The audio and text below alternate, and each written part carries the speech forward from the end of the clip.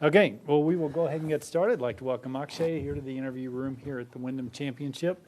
Thank you for being here. We appreciate it. Making your fourth start in the Wyndham Championship. Coming off nearly your third win last month at Rocket Mortgage, and on top of the second win back at the Valero Texas Open. So all that said, just some thoughts on how you're feeling being here this week. Yeah, crazy to think this is my fourth time playing this event. Obviously, super fortunate to get a couple sponsor invites. Thanks to Mr. Brazel, and yeah, it's really cool. Always fun to be here. Looking for a little more success than I've had the last 3 years. So, all in all, I'm excited to be here and tee it up at this tournament. Big picture thoughts on the season so far. Like I mentioned, you got the win at the Valero Texas Open and the strong finish in Detroit. How you feeling with your game coming into the week?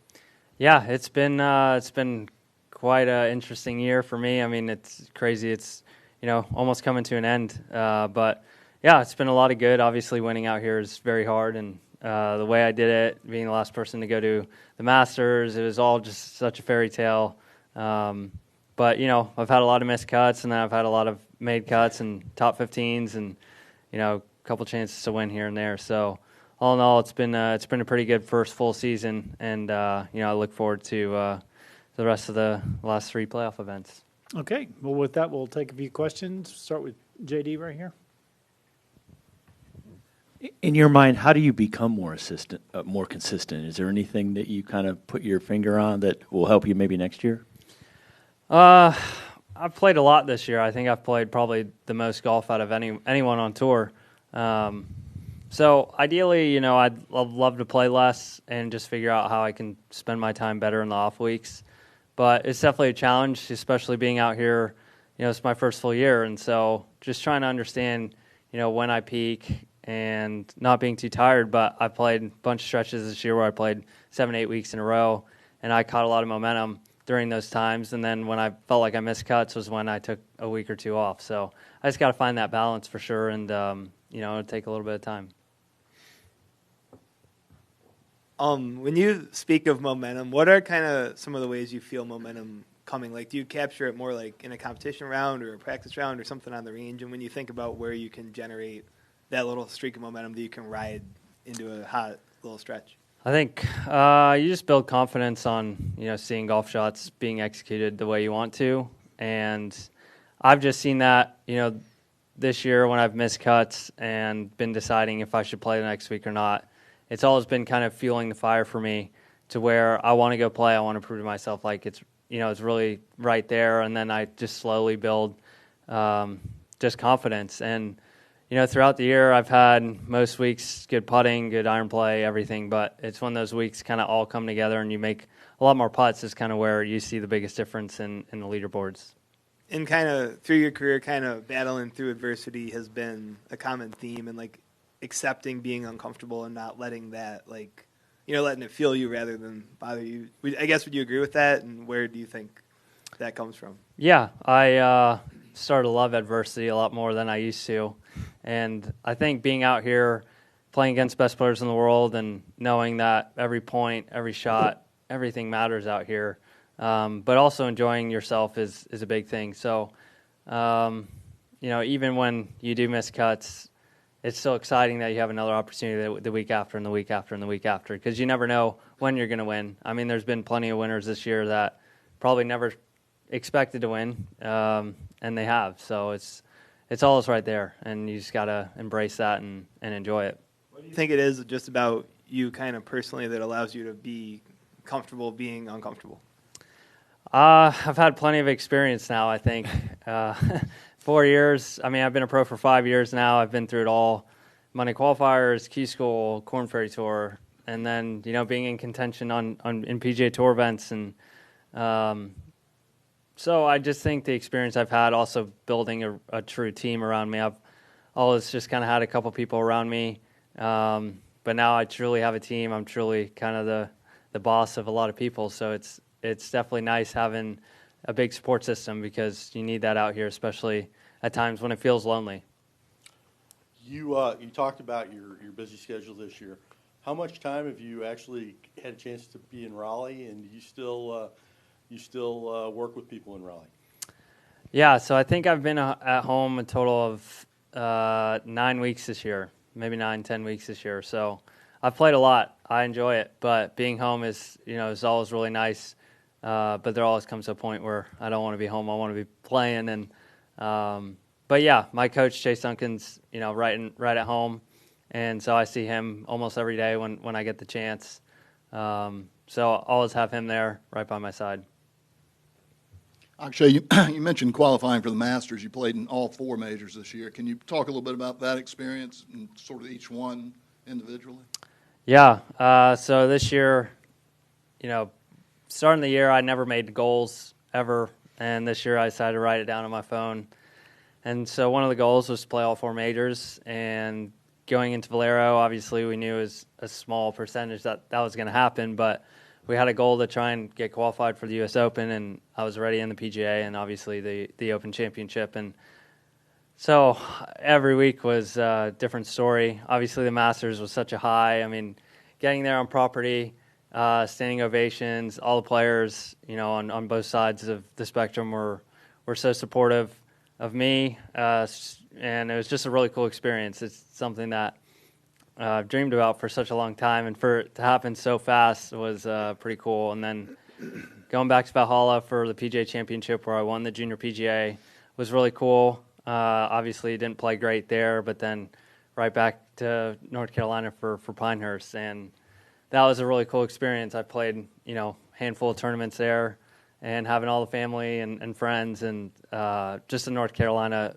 fans, it was really, really cool. And to kind of be in contention there for a good period of time was, something that I loved being there. And, a goal next year is definitely going to be in contention more and more in those major championships. But all in all the experiences have been really cool. And like I said, to start the year saying I want to play all 4 majors and to have that kind of checked off the box was pretty cool. Were you in junior golf, were you on the McConnell Scholarship? Were you on that? And now we're at a McConnell course. What did that kind of mean to you back in the day? I know you can probably think about it now, but that was kind of big, wasn't it? Yeah, I, growing up, we didn't really have, my parents sacrificed a lot, and so being able to have an opportunity like that with Mr. McConnell, giving junior golfers, for kind of a free membership to go practice and play at some of his golf courses was really cool because, the better facilities you have, the better you can get, in my opinion. And so when I was a member, and still am now, they gave me an honorary membership at Wakefield Plantation in Raleigh. It was huge because, I got to hang out with a lot of pro golfers, Chesson Hadley, Grayson Murray, Carl Peterson, Cam Percy, all those guys I got to go see and watch them hit balls on the range or play golf with them. And I think if I didn't have the opportunity to be a scholar, then, I don't know what my path would have been like. But just having the flexibility and everyone so welcoming is really, really nice. Hey, actually, what do you take away from Detroit? Obviously, you're up over about a stroke per round putting this year. It's a massive, massive improvement. Obviously, you walk off 18 there, the 72nd hole with a bad taste in your mouth, but playing fantastic golf. Like, what do you take away from Detroit, and then what do you attribute to such an incredible putting turnaround based off of 10 top 10s or 10 top 20s this year and 22 starts is more than you had in 30 starts last year. It's been a really awesome ride. Yeah, Detroit was it was an interesting one. I showed up Tuesday afternoon, kind of hit a couple putts, hit a couple balls, and then Wednesday played the Pro-Am, and just kind of went into that week of that was my 8th week in a row, I believe, 8th or 9th week in a row. So I was just kind of going with the flow, and I had a different mentality that week. I tried to kind of feel like the guy to beat. And to be in that position for such a long time, to not make a bogey for 57 holes, it was a lot of really good golf. And obviously even, missing that putt on 18 really sucked because having another opportunity to win a golf tournament out here and the benefits it obviously has of, securing FedEx Cup points and majors and things like that. But all in all, that could have happened at any point during the tournament, and I think that's how you have to look at it. But I learned a lot about how I felt down the stretch. Noticed I left a lot of putts short, and so hopefully, having another opportunity like that I kind of know, okay, that was my tendency for the week. But yeah, I mean, I made a pretty big putter change this year, obviously going to the broomstick, and I've just really embraced that aspect of putting. I feel like, honestly, my technique probably isn't as good as it used to be, but I seem to make more putts, and I was telling my coach that today that, you know, my strokes nearly not as good, but for some reason they go in more and more often. So, you know, I've done same stuff that I've done for the last couple of years, but obviously my aim point's gotten a lot better just doing it more and more. And I think, yeah, just the consistency I've had practice-wise, and we try and get a good game plan for what the golf course needs as far as lag putting or short putting, whatever it may be. You touched on, too, having a team, that being a change for you this year. In terms of data, there's obviously so much out there now, and having, you know, strokes gain data and shot link and all that stuff, that's so much different than some of the old guard. Some guys this week asking about that tend to go more on feel. I think someone more like you might be more apt to incorporate that in their process. How much do you get in the weeds in terms of any strokes gain data, proximity ranges, you know, putting splits on different surfaces? How much of that is part of you or your team's process? Yeah, big part. I pretty analytical, always been that way since, you know, I started working with my coach Chase.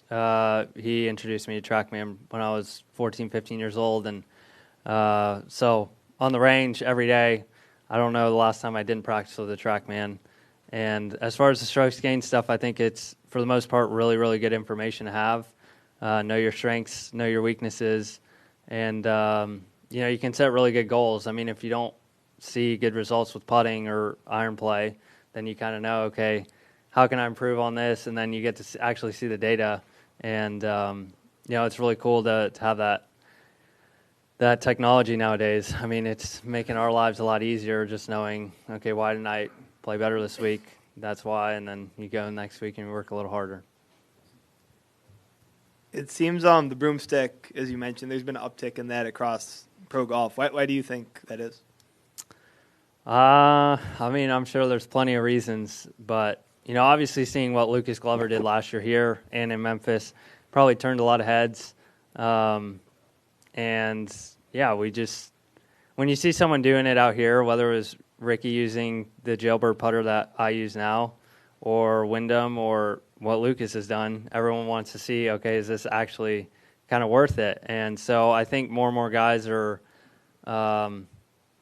more into it because more guys are doing it. I think a lot of people are afraid that their ego will kind of get shamed because, you know, it's not the most natural looking style of putting. But if you see plenty of guys gaining more strokes, then I don't see why you wouldn't try it. You mentioned goals. I'm not sure, they might still be private, but was making the Short Championship a goal that you wrote down? It is, yeah. And what kind of these next few weeks, a big stretch with the FedEx Cup playoffs, what's it mean to, you know, be in contention for the FedEx Cup and knowing it's another stretch of 4 straight tournaments, and your general mindset leading into this playoff season? Yeah, I think the goals I set were very appropriate, and so to see that most of the goals I've had come to fruition is really, really cool. Obviously, Tour Championship's a big step for me. Like I said, being my first full year out here, not really having the opportunity last year to compete in the playoffs, and also coming in a little later to the game. So just making these small steps is really cool. And going into the playoffs, you know, I'm excited. I'm excited to see these golf courses for once. I mean, I've watched the Tour Championship every single year. I actually went to Atlanta, I think when I was 11 or 12 years old, to go watch with a couple of my friends. So hopefully, you know, I can check that goal off and, you know, try and make a run towards this end of the season. Is President's Cup on the goal list at all? It is. That was added later in the year, though, when I kind of started to know I had a little bit of a chance, especially after I won. President's Cup's definitely a goal. Obviously, playing for your country is really special. Watching the Olympics is very, very inspiring, and you know, I hope to try and make my way towards that team. But I've just heard a lot of great stories when it comes out of those team rooms. Go to Matt in the back. You got a pretty unique swing. I'm just wondering if you have like a primary swing thought, if there's anything that you kind of stick to on a consistent basis. No, everything, changes a lot. I have tendencies that always seem to come back, especially the more and more I play and the less time I get to work on technique. It definitely changes. So, I work on the same thing, it seems like, all the time, but it's always a different feel to try and make it work. So, yeah, golf swing's always been kind of the same, but just trying to critique and trying to make. What's the single thing that you're kind of focusing on or trying to get to? Yeah, golf club gets, across the line. Hands kind of get a little draggy at the start, so then it gets across, and then I'll start to see more tendencies of like a pull bias shot. And so when I get more laid off at the top of the golf swing, then kind of everything seems to work as far as how hard I rotate and things like that. But it's always a work in progress. And I wish it was so much simpler than what it always is, but hopefully it'll work itself out. Anybody else? You got Kevin? In just a couple, looking ahead to BMW and Colorado and the altitude, what are the ways that playing at altitude impacts your approach shots, and how would that vary by club? Yeah, it obviously ball goes a lot further, so you got to get adjusted to temperature and altitude. So it's funny because Barracuda was a tournament that I thought I'd never win at, just because I hit it lower and I curve the ball a lot, and when you play at altitude, ball doesn't curve as much, spins less, and so forth. So really it's just kind of getting the numbers down and then letting my caddy do the rest of the work. But as long as you kind of have like one shot that you can hit all the time, that's similar ball flight, then it's pretty easy to judge the distances. But like I said, for me, I hit it so many different flights and curve it a lot, so it's just such a big adjustment. But it's nice when the ball goes like 350, 360. I feel like Rory or Tony Finau, so it's a nice feeling. Do launch monitors make the transition easier? Yeah, definitely. Like I said, I use TrackMan every day, and so when you can set the altitude and the temperature, and then base it off what you have it set to at home versus those, then you kind of get an idea. And some guys do percentage, but for me, like I said, I just kind of go based off my numbers and get the numbers for the week. All right. Akshay, we appreciate your time. Thank you. Very much.